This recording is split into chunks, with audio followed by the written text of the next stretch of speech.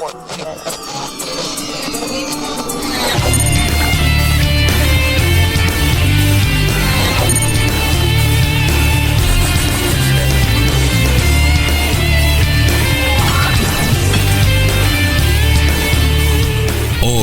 puede ser. El primero del año, al fin hemos logrado coordinar. Todo nos pasaba, nos pasaba siempre, o nos cae el feriado, nos cae el paro, se la llevan para alguna actividad. Y mientras tanto, ¿qué pasa con nuestra salud mental? Porque encima la extrañamos. Y bueno, y sobre todo extrañábamos poder ponernos a charlar de estos temas, hablar de salud mental con lo importante que es cada día y cada día más, me parece. Así que estamos felices de volver a recibir a nuestra psicóloga de cabecera, digamos. No sé si tanto como para que nos atienda en lo particular, pero acá en el grupo, por lo menos en la columna de salud mental, está con nosotros la licenciada Victoria Brizuela Idoria, licenciada en psicología, matrícula profesional 396. Hola Vicky, ¿cómo estás? ¿Cómo estás? Tanto tiempo. Sí, ¿no? La verdad, ¿cómo estás, Tami? Qué alegría verte aquí en la radio de la universidad. Nuevo. ¿Cómo estuviste todo este tiempo? Bien, unas vacaciones y bueno, volviendo a la rutina, ¿no? Unas vacaciones, dice, lo auguró como... Unas vacaciones importantes, pero bueno. Descansando y ahora, bueno, volviendo a retomar, ¿no? Bien, nos gusta eso, saber que estás retomando, que tenés también otras actividades entre mano y que estás muy feliz también. Sí, gracias. Así que bueno, decíamos tantas cosas que hay para hablar de salud mental y que te van surgiendo, ¿viste? Porque hay cosas que aparecen en las noticias y que te llevan a pensar en cosas. Por ejemplo... Y no sé si hicimos bien en tirarle ese paquete a la licenciada, pero se nos ocurría plantearle el tema de adolescentes y violencia. Por casos extremos, por episodios cotidianos, que es lo que más me interesa por ahí repasar. ¿Cómo pasaba esto?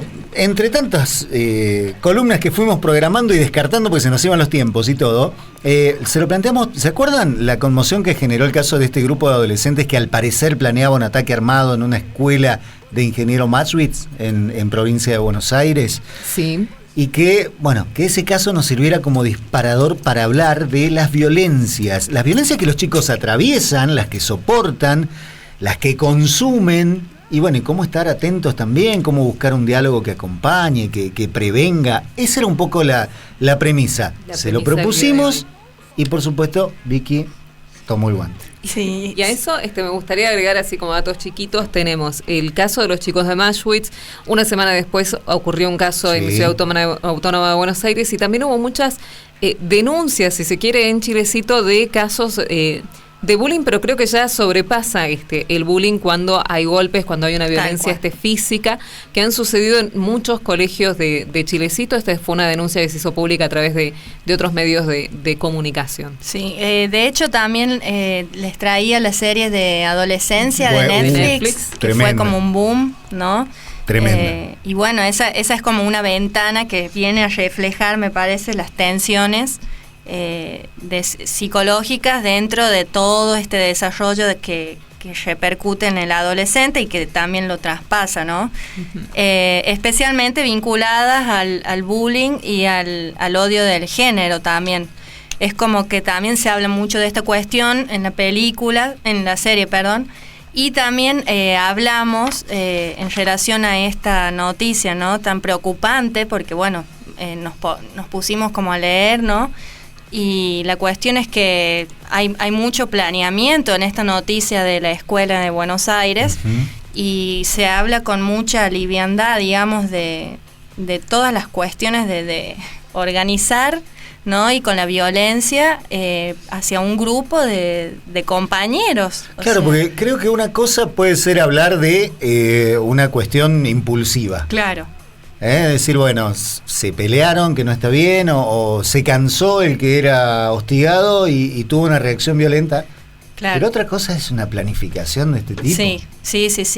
Y yo cuando leía y escuchaba, ¿no?, la noticia, me impactó mucho también la frialdad y la falta de empatía con la que se manejaban. Si bien, bueno, ahí habla de que hay una cuestión psiquiátrica, psicológica en la que había planeado, ¿no? Exacto. Pero voy a la importancia que puede haber en la identificación de las masas de estos grupos de adolescentes con esta idea o necesidad de pertenecer, ¿no? Hasta dónde llega todo eso, y también la vulnerabilidad con la que uno como adolescente se atraviesa, ¿no? Uh-huh. Porque recordemos que, bueno, en la adolescencia es como todo un periodo de duelos, veíamos en la facu, en donde uno extraña ese cuerpo de niño y tiene como este cuerpo adulto, lo mismo con los padres, ¿no? Los ideales, los imperativos, todo entra en juego, una cuestión de la identidad que traspasa a la personalidad de cada uno.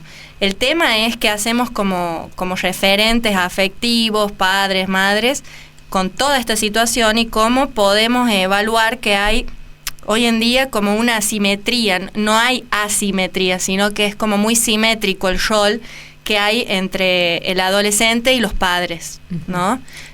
A ver, antes nos decían algo nuestros familiares, adultos sobre todo, sea quien sea, no los padres nada más, y teníamos respeto por eso, había límites. Bien, entiendo. Había una asimetría de roles, ¿no? Ahora es como que los padres son vistos de igual a igual, ¿no? Como pares. Entonces aparecen las faltas de respeto, aparecen referentes afectivos que no saben cómo poner límites, no saben cómo hablar, no saben cómo hacer. Yo creo que ese es el problema, y es lo que plantea también la serie de Adolescente, que más allá de las asimetrías, porque yo veo como algo positivo, ¿no? Que el adolescente pueda abrirse casi de igual a igual a los padres y de pronto puedan venir en confianza y comentarte algún tipo de problema que tengan, o que sepan poner límites sobre lo que ellos quieren o no, lo que se puede considerar violencia o no, porque en otros tiempos tal vez se vivían otro tipo de violencias. Pero lo que plantea la serie de Adolescente es lo difícil que es para el padre de un adolescente el poner límites de manera asertiva. Sí. De hecho, bueno, estamos en el cruce, ¿no?, de ambas generaciones, en la de los padres que no saben cómo hablar, cómo tener una comunicación asertiva, que se usa mucho hoy. Uh-huh. Y también estamos en la otra generación en que se habla sin límite de nada, ¿no? Claro, no hay tabús, hay muchas cosas que han desaparecido. Entonces hay en el medio un intervalo que queda ahí como en el aire, ¿no? Y no sabemos cómo actuar y cómo conectar con esta generación. Entonces, claro, ¿cómo se hace para poner límites a una generación que no conoce límites?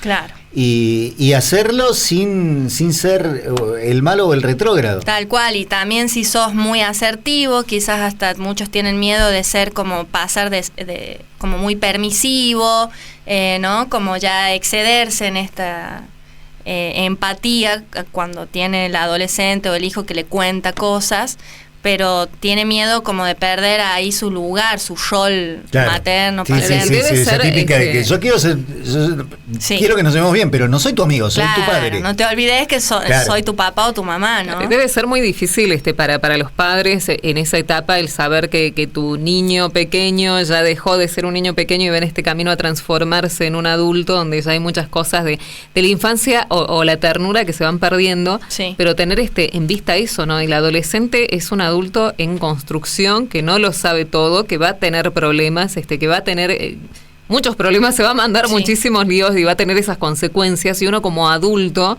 es el que tiene que saber guiar o encararlas. Y acompañar. ¿Y cómo entra en esta etapa de duelos que mencionabas, de carencias, si se quiere, desde la identidad del adolescente? ¿Cómo es que aparece este riesgo de la violencia, de caer en malas costumbres, en malas compañías, en malos hábitos, en consumos equivocados? Y yo creo que no podemos alejarnos, ni podemos hablar como algo aislado, digamos, la situación del adolescente que vive, ¿no?, con la del contexto socioeconómico de la actualidad, en donde tenemos papás, mamás, abuelos, tíos que trabajan todo el día.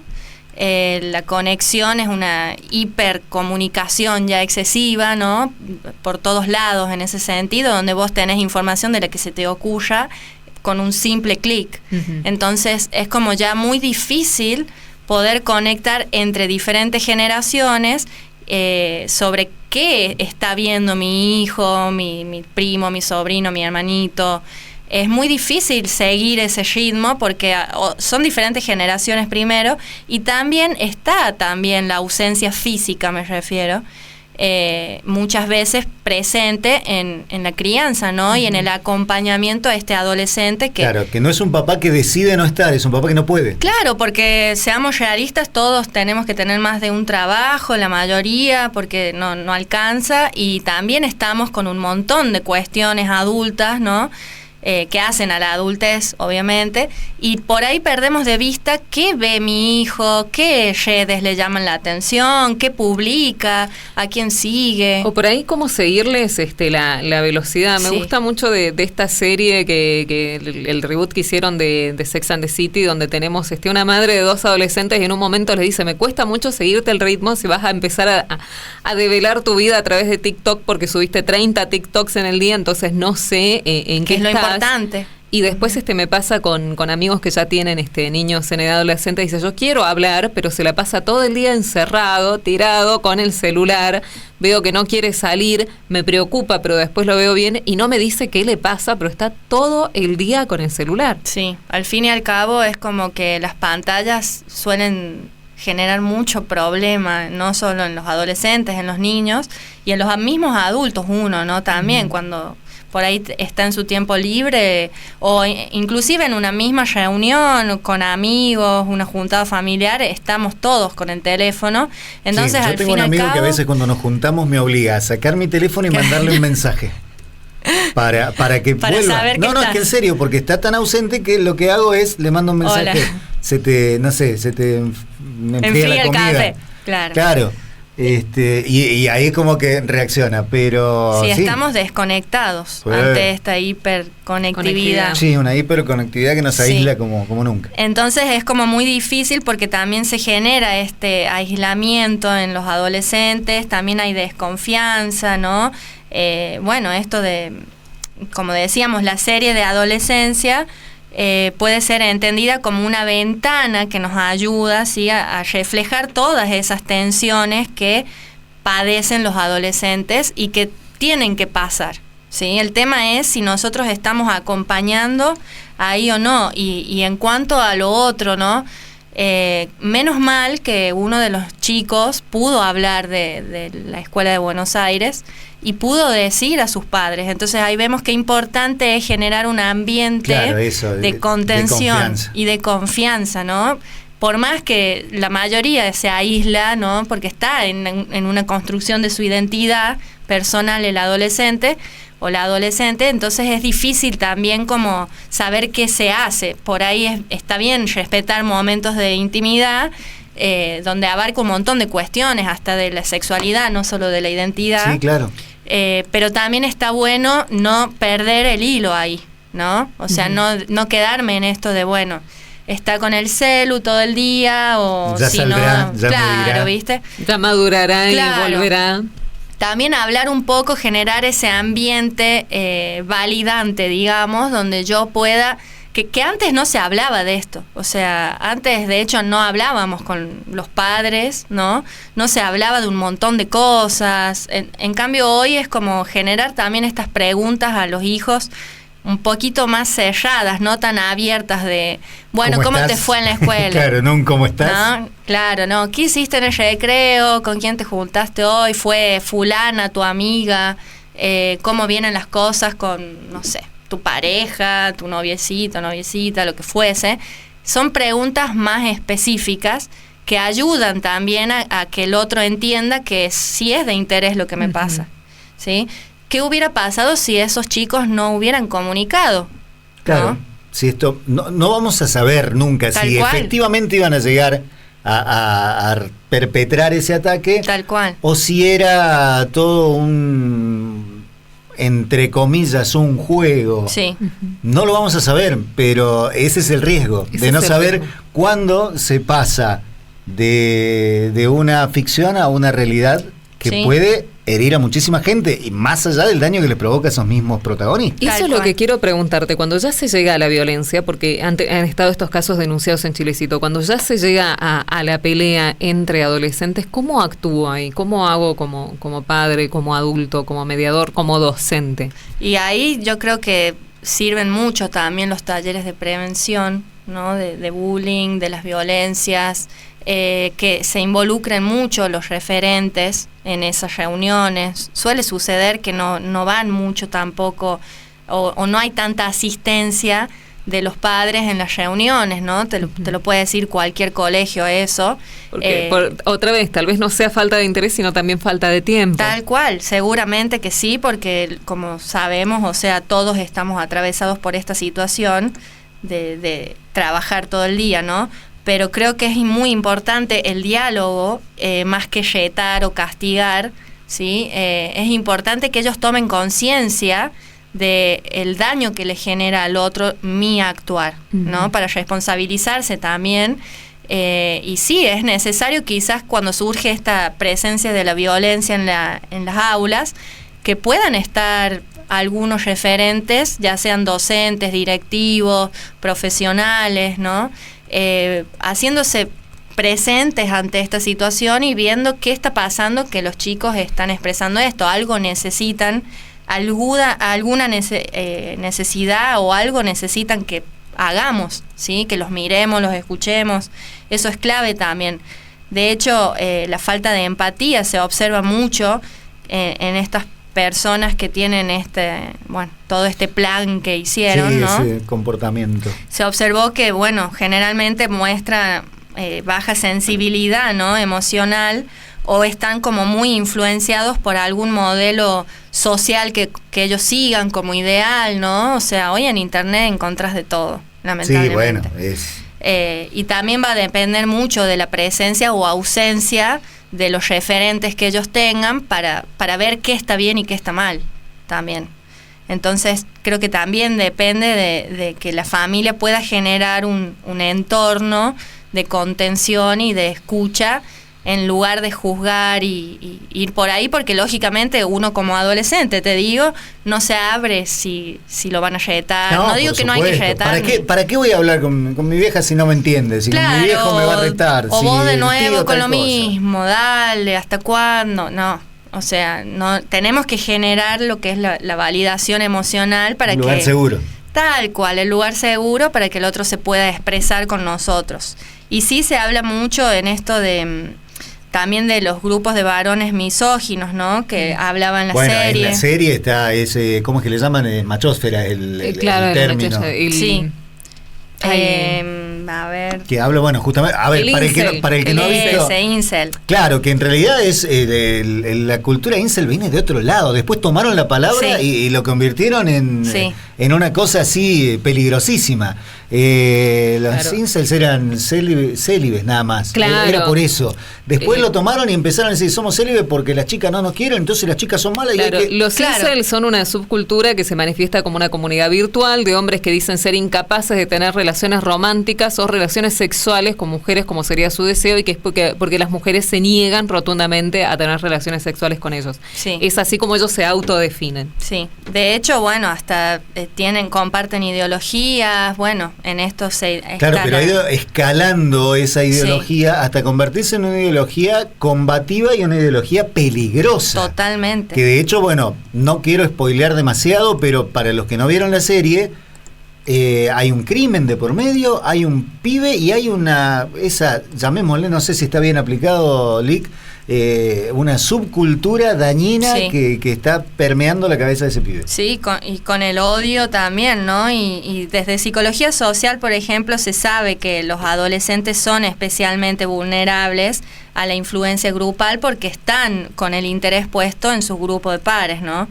Y durante la adolescencia, por ahí el cerebro está en desarrollo, especialmente en áreas que están relacionadas con lo que es la toma de decisiones, el control de impulsos, la empatía.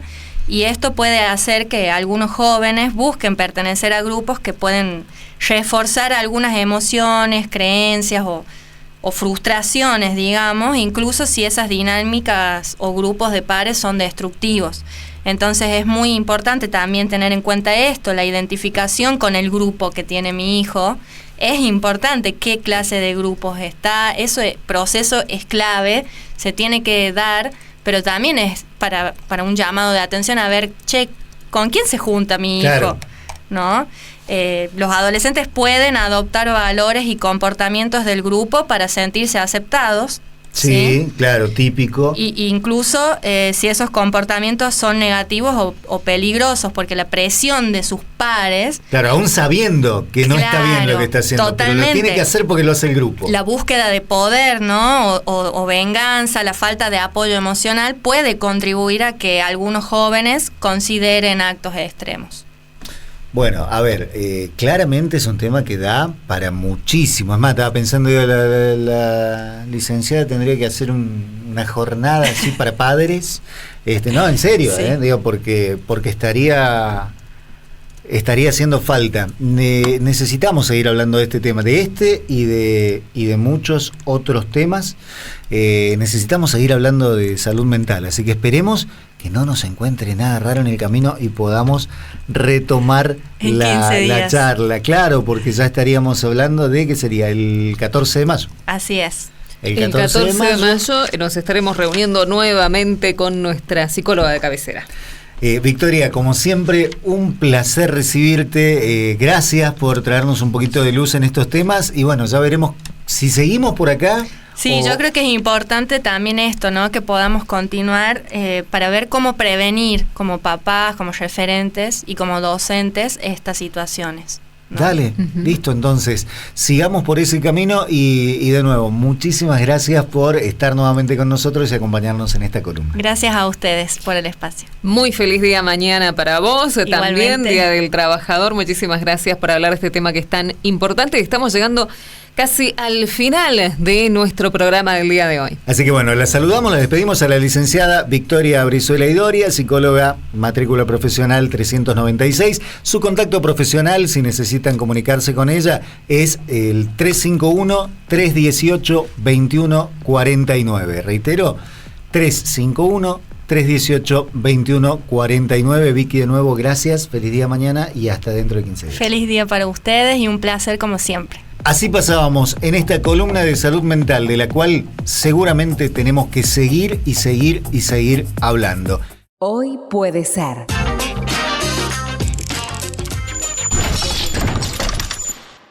Porque lo que traiga el día depende de vos.